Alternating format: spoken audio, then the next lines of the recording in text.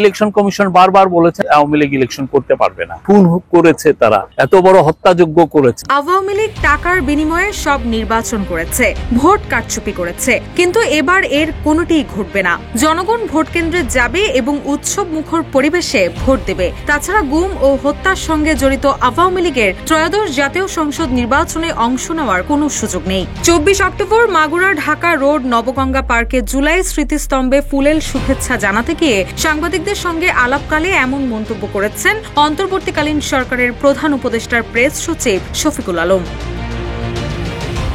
আগামী জাতীয় নির্বাচন প্রসঙ্গে প্রেস সচিব বলেন, ফেব্রুয়ারি নির্বাচনে সব দল একমত এবং তারা নির্বাচনে অংশগ্রহণে প্রস্তুত। এবার দেশের ইতিহাসে সবচেয়ে সুষ্ঠু ও নিরপেক্ষ নির্বাচন হবে। না ভোট প্রসঙ্গে তিনি বলেন, যদি কোথাও একজন প্রার্থী থাকে তবে সেখানে না ভোট হবে, এটি আরপিওতে উল্লেখ আছে। ফলে বিনা প্রতিদ্বন্দ্বিতায় আর কারো নির্বাচিত হওয়ার সুযোগ নেই। বান্ডেল থাকলে প্রতি সেনমানিতে টাকা বাঁচবে। বিকাশ সেনমানি বান্ডেল কিনে জিতুন প্রতি লেনদেনে।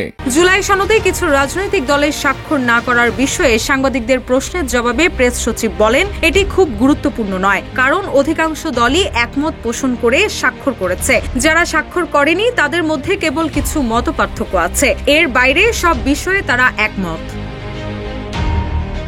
এ সময় তিনি জুলাই শহীদদের কথা স্মরণ করে আরো বলেন, জুলাই শহীদদের যেন জাতি মনে রাখে সে উদ্দেশ্যে এই স্মৃতিস্তম্ভ নির্মাণ করা হয়েছে। ৭১ মুক্তিযোদ্ধাদের কথা স্মরণ করে তিনি বলেন, মুক্তিযুদ্ধের সময় মাগুরার কিছু শহীদের কথা মানুষ ভুলে গেছে, কারণ তাদের স্মরণে এমন কোনো স্মৃতিস্তম্ভ তৈরি হয়নি। রুশা সুর, নিউজ ডেস্ক, ইত্তেফাক।